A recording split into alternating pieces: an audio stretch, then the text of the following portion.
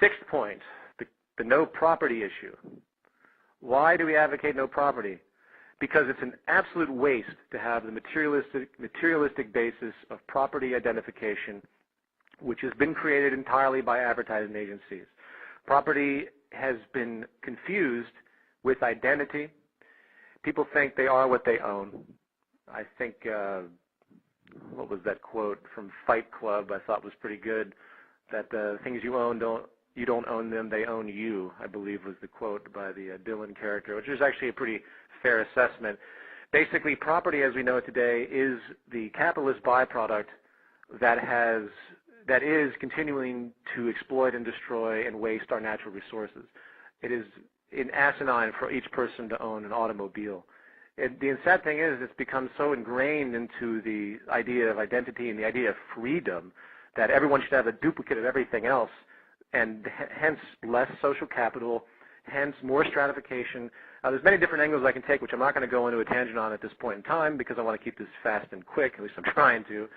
The issue of property and why we don't advocate it is because it is too wasteful. It is not sustainable for every single person on the planet to have everything everybody else has in a singular way. We don't want to keep duplicating everything. We want to make things accessible to everyone. Everyone has access.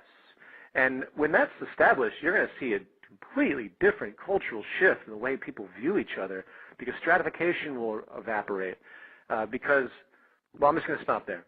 It's wasteful and the culture is heavily polluted by it. And the final point, which I already touched upon, was the city systems. The city systems serve as metaphoric representations of what the global system will consist of, which is a unified systems approach using systems theory, which has been around for a long time. This is nothing new, to show how everything can be self-sustaining in a city system, hence everything can be self-sustaining on the globe. So when we want to build a test city, it's to show that this is the way the global application should work, with all of these individual cities locked together into a larger infrastructure where resources which are required to go to everyone on the planet will have a mode of distribution to do so in a system of preservation harnessing that is also the highest, most efficient system you can have.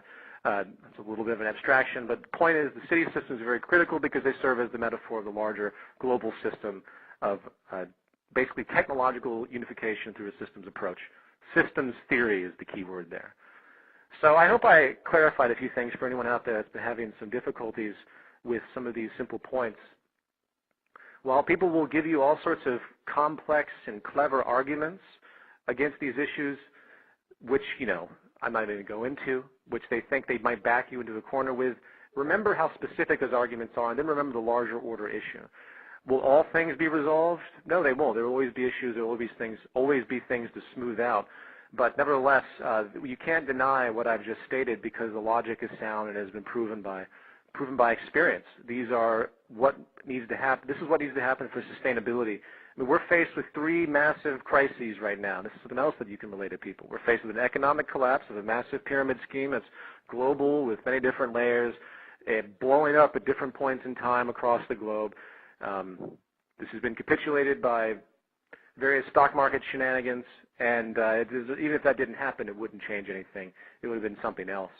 It's a pyramid scheme, and eventually you're just going to, quote, run out of money. That's the only thing that can happen mathematically. You could put a stop to it. You could just put your hand down and say, no, we're going to stop it right now. The debt isn't real. The interest isn't real. The paper money isn't real. It doesn't represent anything. But that is still the paradigm we live in, and the chain reaction is going to continue. The second issue is the ecological collapse. We all know we built an infrastructure on fossil fuels, which whether they go away in 10 years or 200 years, it doesn't matter. It's still unsustainable, and there has to be a move to get out of it. I'm not even going to talk about the waste, just to peak everything in the sense that the market system is further compounding duplication, materialism, distorted values in order to continue to sell things, and all that does is waste our resources in one direction. There's no schemes of recycling being put forward. In fact, I recently read how most recycling schemes as far as glass and paper and stuff have such a minimal effect because of the inefficiency of the processes that are used. And the other issue of reasoning has to do with labor displacement, and that's going to be a growing reality. I've talked about this before. I did at the end of the Iowa lecture. I cannot And again, people will deny this and give you other angles, but for me, I really can't see how the jobs are coming back. I can't see how the motivation to stop automation, I can't see how automation, even in an economic collapse, is not going to be used to pull out companies that are suffering, because automation will eventually become cheaper due to Moore's law and other things that have been talked about in the past. So labor displacement is a big issue, controversial one, and I give it that. There are variables I might be missing, but I think I really don't see how it's possible for society to continue the way it has unless we move into such an artificial basis of monetary exchange, like an information age, where it becomes so arbitrary and so detached from reality that it would just be pointless in and of itself. There's a book by Jeremy Rifkin that goes in that direction called,